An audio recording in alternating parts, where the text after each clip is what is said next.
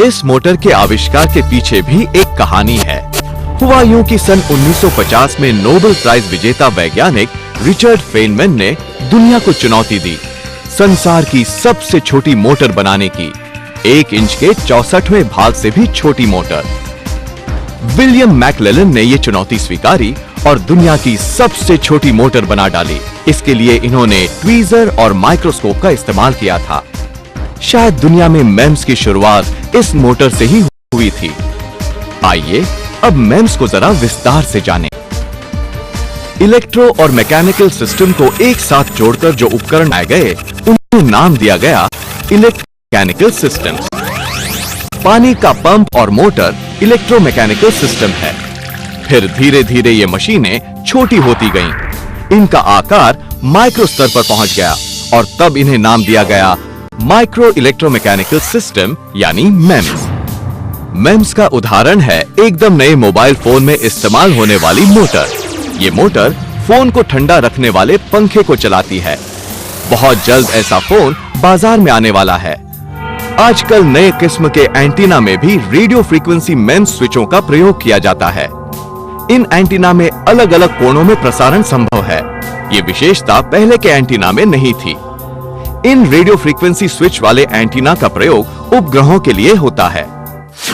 ये एक चमत्कारिक उपकरण है। इसमें सेंसर का काम है एक समस्या का पता लगाना और एक्चुएटर को उसकी सूचना देना। एक्चुएटर का काम है उस अवस्था को बदलकर वहीं समस्या को सुलझा देना। और अगर समस्या काफी गंभीर है, पूरा सिस्टम खतरे में है, तो तुरंत सिस्टम को बंद कर देना। उदाहरण के लिए, अगर एक्सप्रेस हाईवे पर तेजी से दौड़ती हुई कार के टायर ज्यादा गर्मी और हवा के दबाव से लगभग फटने ही वाले हैं, तब गाड़ी में लगे सेंसर एक्चुएटर्स में से सेंसर तुरंत इसकी सूचना ड्राइवर को देगा। ड्राइवर को भी एक निश्चित समय के अंदर ये निर्णय लेना है कि वो इस अवस्था में क्या करे।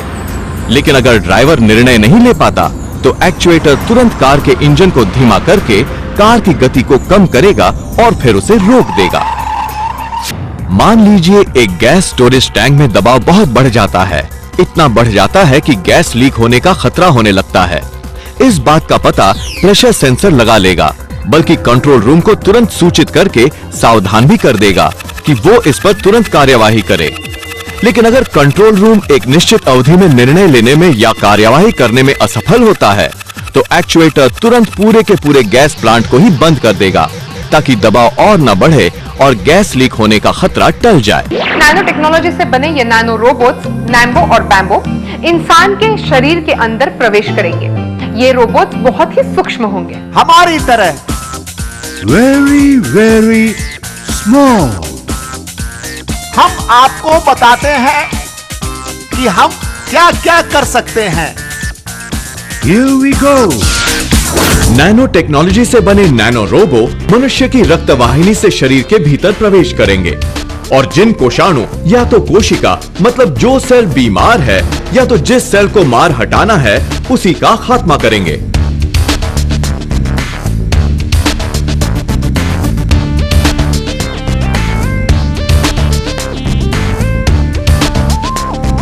कंप्यूटर में घुसे वायरस को ढूंढकर उसे मार हटाने के लिए सॉफ्टवेयर होते हैं।